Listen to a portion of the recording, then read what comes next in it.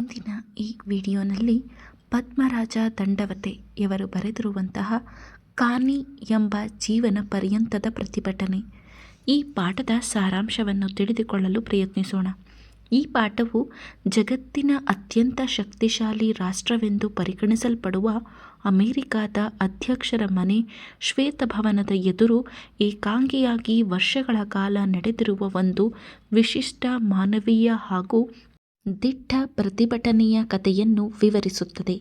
ಈ ಪ್ರತಿಭಟನೆಯ ಕೇಂದ್ರ ಪಾತ್ರವೇ ಕನ್ಸೆಪ್ಪಿಯಾನ್ ಒಕ್ಕಿಟ್ಟು, ಜನಪ್ರಿಯವಾಗಿ ಕಾನ್ನಿ ಎಂದು ಕರೆಯಲ್ಪಡುವ ಮಹಿಳೆ. ಕಾನ್ನಿ ಸಾಮಾನ್ಯ ಅರ್ಥದಲ್ಲಿ ನೋಡಿದರೆ ಅಂದಗಾತಿ ಅಲ್ಲ, ಆಕರ್ಷಕ ರೂಪವೂ ಅಲ್ಲ. ಬಿಸಿಲು, ಚಳಿ, ಗಾಳಿ, ಮಳೆ ಈ ಎಲ್ಲ ಕಾರಣಗಳಿಂದ ಆಕೆಯ ಮುಖ ಮುದುಡಿದೆ, ಕಂದುಗಟ್ಟಿದೆ. ಎತ್ತರದಲ್ಲೂ ದೊಡ್ಡವಳಲ್ಲ. ವಿಚಿತ್ರವಾದ ಸರಳ ಬಟ್ಟೆ ಧರಿಸಿದ ಈ ಮಹಿಳೆ ವಾಸಿಸುವುದು ಜಗತ್ತಿನ ಅತಿ ಪ್ರಬಲ ವ್ಯಕ್ತಿಯ ಮನೆಯ ಎದುರಿನ ಪಾದಚಾರಿ ಮಾರ್ಗದಲ್ಲಿ. ಅದೇ ಆಕೆಯ ಮನೆ, ಅದೇ ಆಕೆಯ ಜೀವನ. ಆದರೂ ಈ ಸಾಮಾನ್ಯವಾಗಿ ಕಾಣುವ ಮಹಿಳೆಯನ್ನು ನೋಡಿದವರು ಆಕೆಯನ್ನು ಪುಟ್ಟ ದೈತ್ಯ, ಛಲಬಿಡದ ತ್ರಿವಿಕ್ರಮ, ಮಾನವ್ಯದ ರಕ್ಷಕಿ, ಜೀವನ ಪ್ರೀತಿಯ ಸಂಕೇತ ಎಂದು ಕರೆಯುತ್ತಾರೆ. ಆಕೆಯ ಹೋರಾಟದ ಶಕ್ತಿ ದೇಹದಲ್ಲಿಲ್ಲ, ಆದರೆ ಮನಸ್ಸಿನಲ್ಲಿ ಇದೆ. ಆಕೆಯ ಜೀವನದ ಉದ್ದೇಶ ಒಂದೇ: ಮಾನವ ಜನಾಂಗವನ್ನು ಸಂಪೂರ್ಣವಾಗಿ ನಾಶ ಮಾಡಬಲ್ಲ ಅಣ್ವಸ್ತ್ರಗಳನ್ನು ಸಂಪೂರ್ಣವಾಗಿ ತ್ಯಜಿಸಬೇಕು. ಕಾನ್ನಿಯ ಪ್ರತಿಭಟನೆ ಪ್ರವಾಸಿಗರ ಗಮನವನ್ನು ಸೆಳೆಯುತ್ತದೆ. ಶ್ವೇತಭವನವನ್ನು ನೋಡಲು ಬಂದವರು ಅಧ್ಯಕ್ಷರ ಮನೆಗೆ ಬೆನ್ನು ಮಾಡಿ ಛಾಯಾಚಿತ್ರ ತೆಗೆಸಿಕೊಳ್ಳುವಾಗ ಅವರ ದೃಷ್ಟಿ ಕಾನ್ನಿಯ ಗುಡಿಸಲು, ಭಿತ್ತಿಪತ್ರಗಳು ಮತ್ತು ಸಂದೇಶಗಳ ಮೇಲೆ ಬೀಳುತ್ತದೆ. ನಂತರ ಅವರೆಲ್ಲ ಕಾನ್ನಿಯ ಬಳಿ ಬರುತ್ತಾರೆ, ವಿಚಿತ್ರ ಉಚ್ಚಾರದಲ್ಲಿ, ಆದರೆ ಹೃದಯದಿಂದ. ಕಾನ್ನಿ ಅವರಿಗೆ ಅಣ್ವಸ್ತ್ರಗಳ ಅಪಾಯ, ಯುದ್ಧದ ಭೀಕರ ಪರಿಣಾಮ ಮತ್ತು ಮಾನವೀಯ ಮೌಲ್ಯಗಳ ಅಗತ್ಯವನ್ನು ತಿಳಿ ಹೇಳುತ್ತಾಳೆ. ಹೀಗಾಗಿ ಅಧ್ಯಕ್ಷರ ಮನೆಯ ಚಿತ್ರಕ್ಕಿಂತಲೂ ಕಾನ್ನಿಯ ಚಿತ್ರ ಪ್ರವಾಸಿಗರ ಕ್ಯಾಮೆರಾದಲ್ಲಿ ಉಳಿಯುತ್ತದೆ. ಕಾನ್ನಿಯ ಹೋರಾಟ ಹೊಸದಾಗಿಲ್ಲ. 1981ರ ಆಗಸ್ಟ್ 1ರಂದು ಆಕೆ ತನ್ನ ಸ್ನೇಹಿತ ವಿಲಿಯಂ ಥಾಮಸ್ ಜೊತೆಗೂಡಿ White House anti nuclear peace vigil ಎಂಬ ಸಂಘಟನೆಯನ್ನು ಆರಂಭಿಸಿದಳು. ಈ ಸಂಘಟನೆಯ ಸ್ಥಾಪಕರು, ಸದಸ್ಯರು ಮತ್ತು ಪದಾಧಿಕಾರಿಗಳು ಇವರಿಬ್ಬರೇ. ಈ ಪ್ರತಿಭಟನೆ ಇಂದು ಪ್ರಪಂಚದ ಅತಿ ದೀರ್ಘಕಾಲದ ಶಾಂತ ಪ್ರತಿಭಟನೆಗಳಲ್ಲಿ ಒಂದಾಗಿದೆ. ಆದರೆ ಈ ಹೋರಾಟ ಸುಲಭವಿರಲಿಲ್ಲ. ಅಮೆರಿಕ ಸರ್ಕಾರ, ಪೊಲೀಸರು ಹಾಗೂ ಆಡಳಿತ ವ್ಯವಸ್ಥೆ ಇವರಿಬ್ಬರ ಪ್ರತಿಭಟನೆಯನ್ನು ಸಹಿಸಲಿಲ್ಲ. ಹಲವು ಬಾರಿ ಅವರನ್ನು ಅಲ್ಲಿಂದ ತೆರವುಗೊಳಿಸಲು ಪ್ರಯತ್ನಿಸಲಾಯಿತು. ದೈಹಿಕ ಹಲ್ಲೆಗಳು ನಡೆದವು. 2 ಭಿತ್ತಿಪತ್ರಗಳಿಗಿಂತ ಹೆಚ್ಚು ಇಡಬಾರದು ಎಂಬ ಆದೇಶ ಹೊರಡಿಸಲಾಯಿತು. ಮದ್ಯಪಾನ ಮಾಡಿ ಬಂದು ರಾತ್ರಿ ಕೀಟಲೆ ಕೊಟ್ಟವರೂ ಇದ್ದರು. ಆದರೂ ಕಾನ್ನಿ ಧೃತಿಗೆಡಲಿಲ್ಲ. ಆಕೆ ಎಲ್ಲ ಅಡೆತಡೆಗಳನ್ನು ಮೀರಿ ನಿಂತಳು. ಆರಂಭದಲ್ಲಿ ನಾಗರಿಕರು ಇವರನ್ನು ತಿರಸ್ಕರಿಸಿದರು. ಇವರು ಕೇವಲ ಗಲಾಟೆ ಮಾಡುವವರು ಎಂದು ಭಾವಿಸಿದರು. ಆದರೆ ನಿಧಾನವಾಗಿ ಜನರಿಗೆ ಇವರ ಹೋರಾಟದ ಗಂಭೀರತೆ ಅರ್ಥವಾಯಿತು. ಮಾಧ್ಯಮಗಳು ಮೊದಲಿನ ಅಸಡ್ಡೆಯನ್ನು ಬಿಟ್ಟು ಕಾನ್ನಿಯ ಹೋರಾಟದ ಬಗ್ಗೆ ಬರೆಯಲು ಆರಂಭಿಸಿದವು. ಕೊನೆಗೆ ನ್ಯಾಯಾಲಯವು ಇವರ ಪ್ರತಿಭಟನೆಯ ಹಕ್ಕನ್ನು ಸಮರ್ಥಿಸಿತು.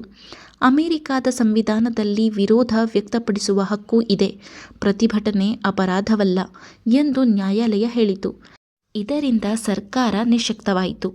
ಕಾನ್ನಿಯ ವೈಯಕ್ತಿಕ ಜೀವನ ದುಃಖದಿಂದ ತುಂಬಿದೆ. ಆಕೆ ಅಮೆರಿಕಾದಲ್ಲಿ ಹುಟ್ಟಿದವಳಲ್ಲ. ಸ್ಪೇನ್ನಲ್ಲಿ ಬಾಲ್ಯದಲ್ಲಿ ತಂದೆ ತಾಯಿಯನ್ನು ಕಳೆದುಕೊಂಡಳು. ಅಜ್ಜಿ ಅವಳನ್ನು ಬೆಳೆಸಿದರು. ಅಜ್ಜಿ ಸತ್ತ ನಂತರ ಕಾನ್ನಿ ತನ್ನ ಕನಸಿನ ದೇಶ ಅಮೆರಿಕಕ್ಕೆ ಬಂದು 18ನೇ ವಯಸ್ಸಿನಲ್ಲಿ ನ್ಯೂಯಾರ್ಕ್ನ ಸ್ಪ್ಯಾನಿಷ್ ಕಾನ್ಸುಲೇಟ್ನಲ್ಲಿ ಕಾರ್ಯದರ್ಶಿಯಾಗಿ ಕೆಲಸ ಆರಂಭಿಸಿದಳು.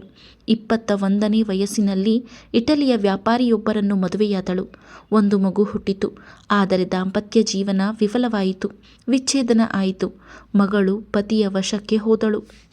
ಇದಾದ ನಂತರ ಕಾನ್ನಿಯ ಜೀವನ ಸಂಕಷ್ಟಗಳ ಸರಣಿಯಾಯಿತು. ಉದ್ಯೋಗ ಕಳೆದುಕೊಂಡಳು. ಮನೆ ಇಲ್ಲದವಳಾದಳು. ತನ್ನ ಮಗಳನ್ನು ತನ್ನ ವಶಕ್ಕೆ ಪಡೆಯಲು 7 ವರ್ಷಗಳ ಕಾಲ ಹೋರಾಡಿದರೂ ಯಶಸ್ಸು ಸಿಗಲಿಲ್ಲ. ಕೊನೆಗೆ ಆಕೆಗೆ ಉಳಿದಿದ್ದು ತನ್ನ ಹೋರಾಟ ಮಾತ್ರ. ಲಫಾಯೆಟ್ ಪಾರ್ಕ್ ಅಂಚಿನ ಪಾದಾಚಾರಿ ಮಾರ್ಗವೇ ಆಕೆಯ ಶಾಶ್ವತ ನೆಲೆ ಆಯಿತು. ಅಲ್ಲಿ ಆಕೆ ಚಳಿ, ಬಿಸಿಲು, ಮಳೆಯಲ್ಲಿಯೂ ವಾಸಿಸುತ್ತಾಳೆ. ದಿನಕ್ಕೆ ಕೇವಲ 3 ಗಂಟೆ ನಿದ್ರೆ, ಸ್ನಾನಕ್ಕೆ ಸಾರ್ವಜನಿಕ ಶೌಚಾಲಯ, ಆಹಾರಕ್ಕೆ ಹತ್ತಿರದ ಹೋಟೆಲ್ಗಳು ಹಾಗೂ ಸಹೃದಯ ಸಹಾಯ. ಆಕೆಯ ಗೆಳೆಯರು ಪಾರ್ಕಿನ ಅಳಿಲುಗಳು. ಜಗತ್ತಿನ ನಾನಾ ಭಾಗಗಳಿಂದ ಆಕೆಗೆ ಪತ್ರಗಳು ಬರುತ್ತವೆ. ಪ್ರತಿಭಟನೆಯ ತಾಣದಲ್ಲೇ ಚಿಕ್ಕ ಅಂಚೆ ಪೆಟ್ಟಿಗೆಯೂ ಇದೆ. ಕಾನ್ನಿಯ ಮಾತುಗಳು ಸರಳವಾದರೂ ಆಳವಾದ ಅರ್ಥ ಹೊಂದಿವೆ. ಜನರನ್ನು ಸದಾ ಜಾಗೃತಗೊಳಿಸಬೇಕು, ಇಲ್ಲದಿದ್ದರೆ ಮನುಷ್ಯ ಜನಾಂಗವೇ ನಾಶವಾಗುತ್ತದೆ. ಸರ್ಕಾರಗಳು ಜನರನ್ನು ಅಲ್ಲ, ಹಣ ಮತ್ತು ಕಂಪನಿಗಳನ್ನು ಪ್ರತಿನಿಧಿಸುತ್ತವೆ. ಜನ ಹೋರಾಟಕ್ಕೆ ಇಳಿದಾಗಲೇ ಬದಲಾವಣೆ ಬರುತ್ತದೆ ಎಂದು ಆಕೆ ನಂಬುತ್ತಾಳೆ. 1993ರಲ್ಲಿಯೇ ಕಾನ್ನಿ ಹೇಳಿದ್ದ ಮಾತುಗಳು ಇಂದಿನ ಜಗತ್ತಿಗೆ ಸತ್ಯವಾಗಿ ಕಾಣಿಸುತ್ತವೆ. ಆರ್ಥಿಕ ಕುಸಿತ, ಅಪರಾಧ ವೃದ್ಧಿ, ಬಾಂಬ್ ಭಯ, ಮಕ್ಕಳಿಗೆ ಭೌತಿಕ ವಸ್ತುಗಳಿಗಿಂತ ಜೀವನವನ್ನು ಗೌರವಿಸಲು ಕಲಿಸಬೇಕು ಎಂಬುವುದು ಆಕೆಯ ನಂಬಿಕೆ. 72 ವರ್ಷದ ವಯಸ್ಸಿನಲ್ಲಿಯೂ ಕಾನ್ನಿ ತನ್ನ ಹೋರಾಟ ಮುಂದುವರೆಸುತ್ತಿದ್ದಾಳೆ. ಆಕೆಗೆ ತನ್ನ ಜೀವಮಾನದಲ್ಲಿ ಜಯ ಸಿಗುವುದು ಕಷ್ಟವೇನೋ, ಆದರೆ ಆಕೆಯ ಬದುಕು ವ್ಯರ್ಥವಲ್ಲ. ಅದು ಮಾನವೀಯತೆಯ ಜಾಗೃತಿಗೆ ಮೀಸಲಾದ ಒಂದು ಮಹಾನ್ ಬದುಕು. ಈ ಪಾಠದ ಮೂಲಕ ಲೇಖಕರು ನಮಗೆ ಹೇಳುವುದೇನೆಂದರೆ, ಒಬ್ಬ ವ್ಯಕ್ತಿಯ ಧೈರ್ಯ, ತ್ಯಾಗ ಮತ್ತು ನಿರಂತರ ಹೋರಾಟವು ಇಡೀ ಜಗತ್ತಿನ ಅಂತಃಕರಣವನ್ನು ಪ್ರಶ್ನಿಸಬಲ್ಲದು. ಕಾನ್ನಿಯ ಜೀವನ ಅಖಂಡ ಪ್ರತಿಭಟನೆಯ ಪ್ರತೀಕ, ಮಾನವ ಕುಲದ ಭವಿಷ್ಯಕ್ಕಾಗಿ ನಿಲ್ಲುವ ಜೀವಂತ ಸಾಕ್ಷಿ.